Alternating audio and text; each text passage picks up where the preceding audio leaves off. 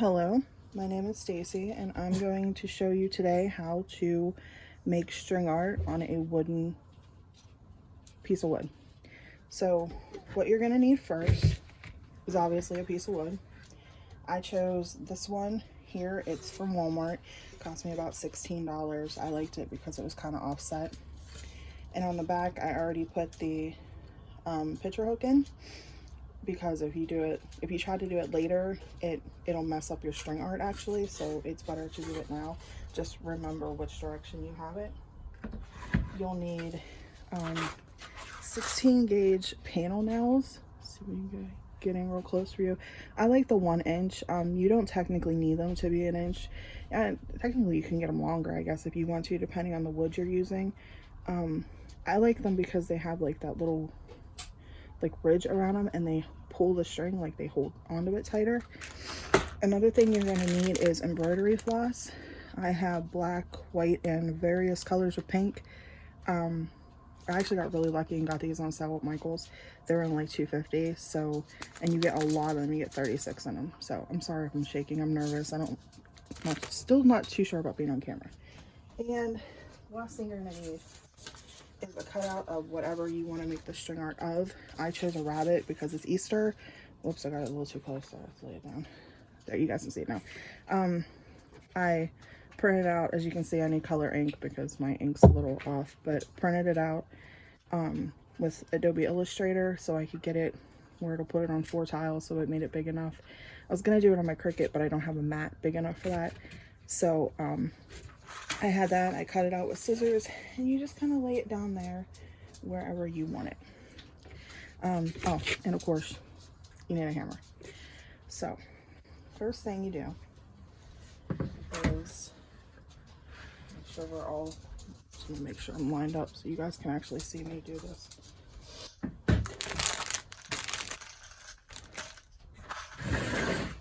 Is it better? There we go. Okay. So first thing you do is, well, you have to actually open the nails, and watch me throw these all over the place because that's who I am. Okay, so to make the string art, you want whatever color screws or nails you want, depending on what you're doing. So if it's going to be a black outline silhouette, you probably want black screws or nails. I'm going to say screws a lot. I'm sorry, I mean nails. You're going to want white if your project's white. Another thing you can do though is if you get the paint markers or really Sharpies of any kind and you buy the white ones, you can actually color the top so they kind of match in if you have random other colors. But what you want to do is you want to make the outline. So you want to start with any part, it doesn't matter, just make sure your picture is where you want it to be and make sure that you have it in the right place with the hooks. Yeah, and then you just start doing the outline. So I like to start at the edges. So once I started pounding, my dogs decided they were going to bark. So I'm going to do this with like a voiceover. So basically what I'm doing is pounding the nails and the outline of the bunny.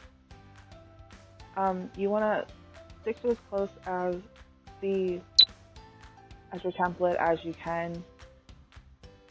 Don't worry too much if they're straight, because trust me, mine are not in the least bit straight. My dad would be so offended. He saw how I pounded in nails. He used to laugh at me anyway with the way I pounded them in. You will also notice later on I have a band-aid. It's because I missed the nail and hit my finger. So I have this sped up for you guys so you don't have to sit here for the 40 minutes I think it took me to pound these nails in. Another thing I want to say is if you're doing curves, do a lot of nails in a very short interval. Don't space them out too much, because the more you space them out, the straighter the lines become. So if you want something to look curved, you want to put a lot of nails around the curve, or it'll come out looking jagged, kind of polygonal, and unless that's the look you're going for, that's not really what you want. So you definitely want to put a lot of nails in one place.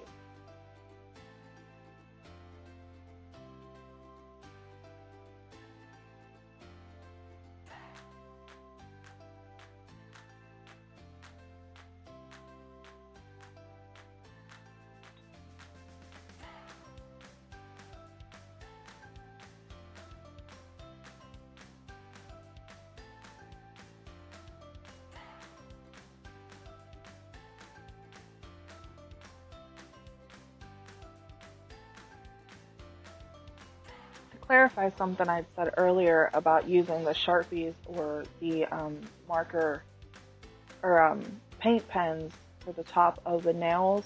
If you are working with a color that the nails don't come in, because I have trouble finding the nails in anything but white and brown. So sometimes I can find them in black. So if you have, like, let's say you have an orange picture and you want your nails to match the orange picture, your best bet is probably to find the white nails and use an orange Sharpie to color the tops. That way they'll blend in. I've had to do that several times because you don't exactly know if you're going to find the nails in the right color that you need. And if you use white nails and your picture's like orange, they're going to show through, and unless that's the look you're going for, it might take away from your pictures. So I would definitely go that route and use the Sharpie or the marker pens, which you can find the marker pens at Walmart, and they're honestly not that expensive, and they're actually pretty fun to use. I've used them a bunch of times in other pieces I've done, but it brings the picture together when you focus on the little details like the color of the outline, the color of the nails going around the side. You'd be surprised at how much that'll take away from your picture. And if you notice, I'm having a lot of trouble with this particular nail. There was a knot in the wood there, and I had to try to get around the knot. So that is actually what I'm doing there. I'm not honestly that bad at pounding them in. Except for right there, I was that bad at pounding it in right there, sorry.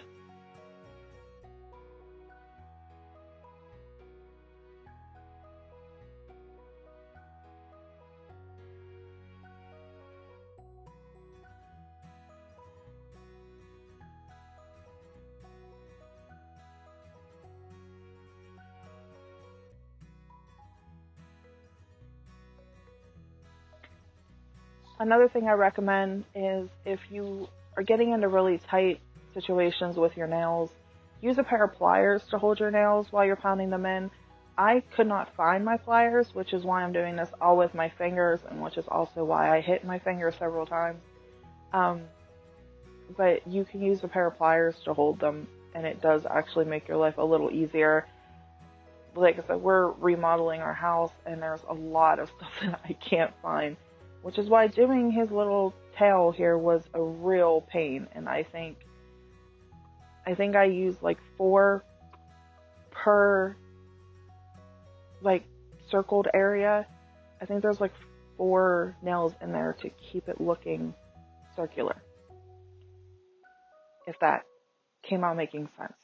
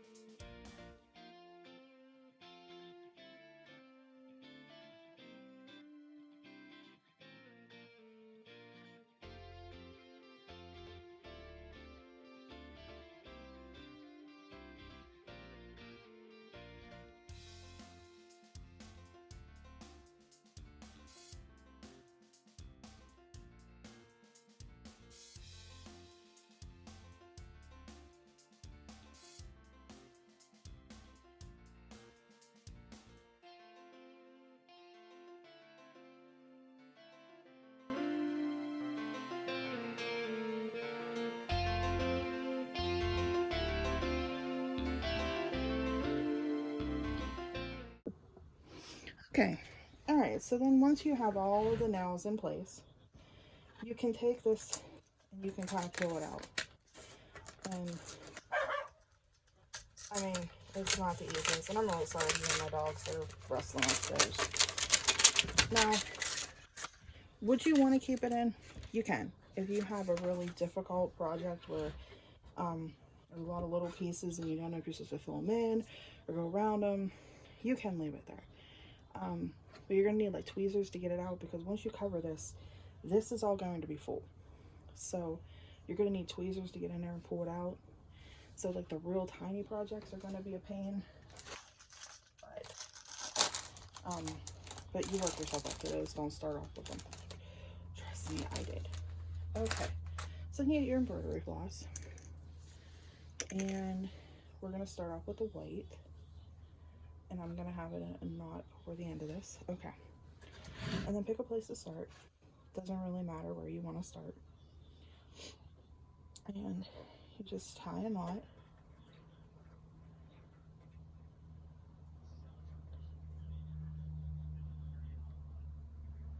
There we go. And then just tie another one.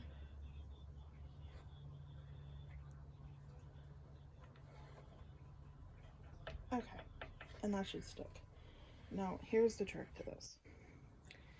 Do not let go of the pressure. Keep it really taut. Because if you don't and you let it go, you'll get like 3 or 4 of them that'll just unravel. So first thing, go around like that and pull really hard.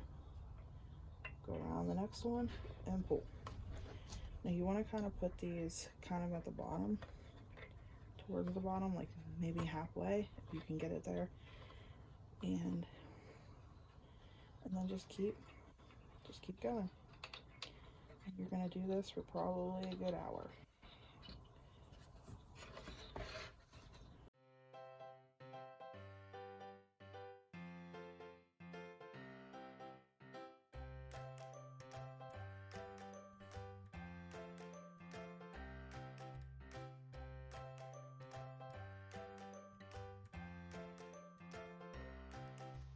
And right here is where I left go of the tension on my string and half of the bunny unraveled.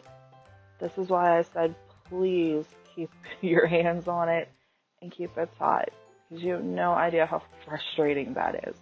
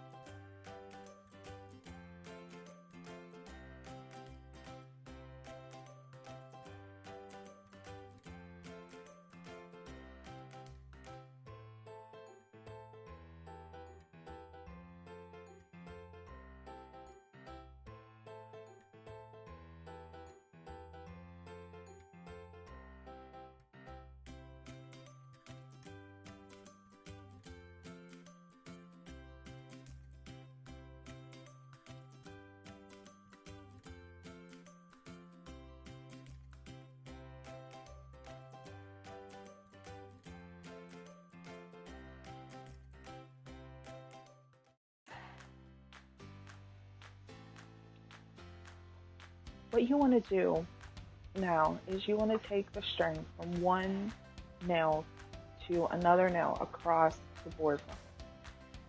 And then you keep going back and forth like that until you see that your image is starting to fill up with that color. So basically think of the string itself as like the stroke of a marker. And the more strokes you put across the piece of paper, the more the image gets colored in. And that's basically what you're trying to do. You're using that as your medium to color in your image. So you want to go back and forth, left to right, and then when you get all of them done like that in that section, then you go up and down, and then you'll go diagonal, and you'll just keep doing this. And the more you do it, and the more you keep going over the same places, you'll notice that it starts to fill in with color, and that's what's going to start making your picture look exactly how you want it to. So it's a good idea to go into this having an idea where you want your colors. Like I went into this knowing I wanted the rabbit to be white. I wanted his poofy little tail to be pink. And I wanted to outline the rabbit in black. So I went into this knowing what I wanted to do, which helps you a lot when you're actually getting ready to start, where you look at it and you're like, okay, I know that this needs to be white, so I know I need to fill this in with those strings until it turns the white I want it to be. And I know I need to put pink in here, and I know I need to get it where it's thick enough in there that you can tell it's pink and you can tell it's a tail. And that really helps you a lot. So my suggestion to you is, while you're doing this, keep in mind of what you want it to look like, and just keep running the string back and forth. It doesn't matter if you have that thing so saturated with string you can't see the wood behind it, as long as it's what you want it to look like.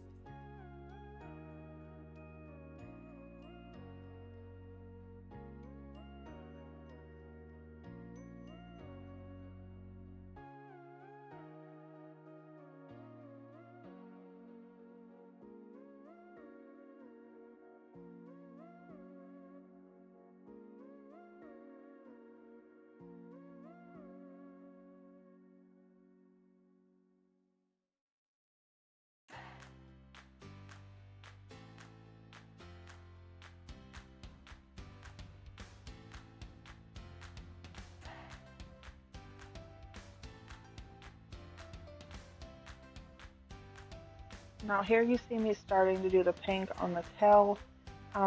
This probably was the hardest part of it because the nails are so close together.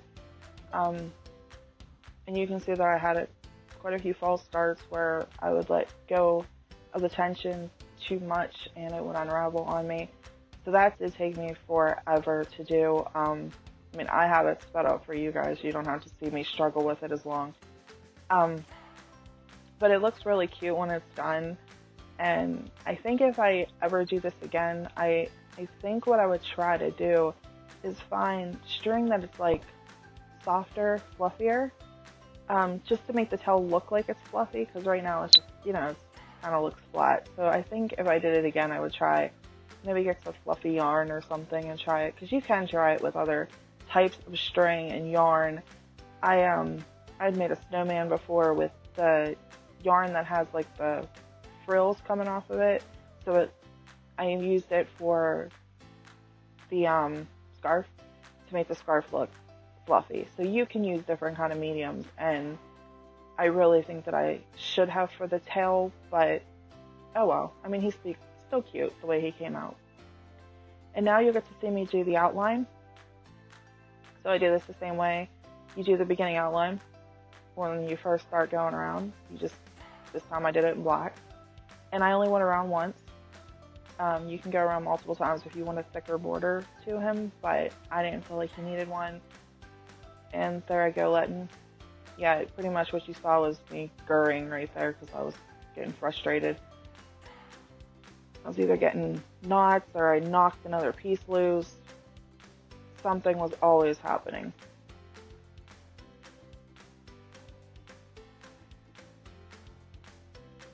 Yeah, I think there's just me getting frustrated.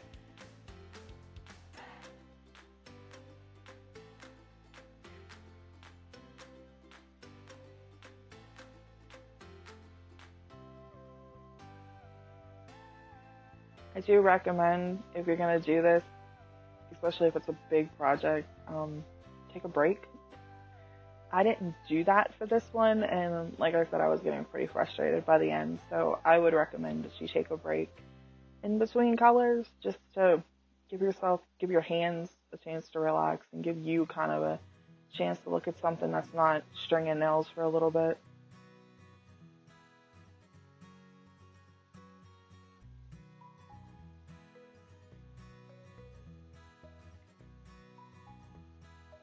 I debated about right here if I was going to outline the tail in black too, but I didn't really think it needed it, and I was afraid that if I did try that, it would take away from the picture. It would make the tail look not like a tail anymore, so I ended up not doing that. But I did think he turned out really cute. Here's me finally finishing up the project. I think he looks absolutely adorable. I can't wait to get him hung on my wall. Here's me showing you what it will look like up close, what the string looks like kind of sitting on the nails where I have it. See, it's not touching the wood.